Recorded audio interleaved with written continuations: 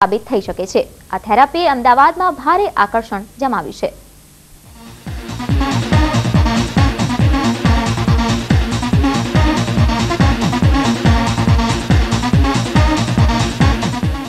સૂર્યપ્રકાશ એ પૃથ્વી પર રહેતા દરેક સજીવ માટે એનર્જીના સ્ત્રોત સમાન છે। સૂર્યપ્રકાશમાં રહેલા કિરણો પણ શરીરમાં રહેલા રોગને દૂર કરવા સક્ષમ છે।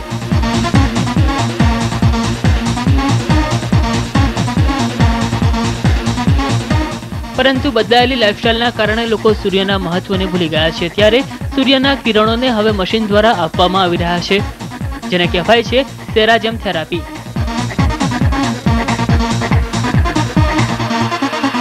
આ પદ્ધતિમાં મશીન દ્વારા સૂર્યના કિરણોને જે તે વ્યક્તિના શરીરમાં દાખલ કરવામાં આવે છે। સેરાજમ થેરાપીના જાણકાર આ પદ્ધતિથી કોઈપણ રોગ દૂર થાય છે તેવો દાવો પણ કરી રહ્યા છે।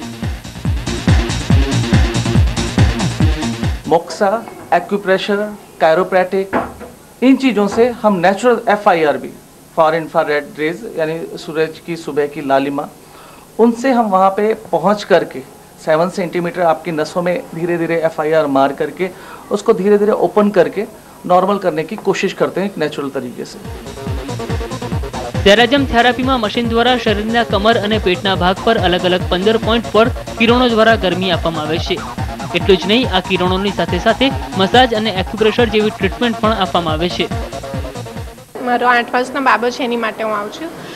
એને શું તમે આપણે સારી એજ આપી શકીએ અને ભવિષ્યમાં ક્યારે પણ કોઈ તકલીફ ના રહે, એની માટે આવું છું। મને એસિડિટી, બીપી અને છાતીમાં દુખાવાની તકલીફ હતી, સેરાજમ લેવાથી મટી ગઈ છે અને સેરાજમ લેવાથી એકદમ હું તંદુરસ્ત થયો છું અને મારા માથાના વાળ બી એકદમ બ્લેક થતા જાય છે। એટલે સેરાજમ લેવાથી ઘણો ફાયદો થાય છે।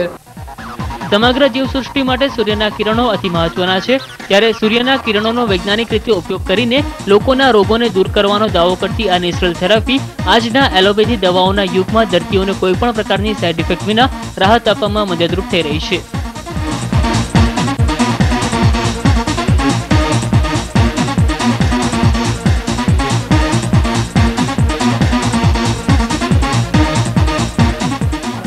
પ્રગતિથી રોજ નીત નવી શોધો થતી રહે છે, ત્યાં જ સેરાજમ થેરાપીએ લોકોમાં ભારે આકર્ષણ જમાવ્યું છે।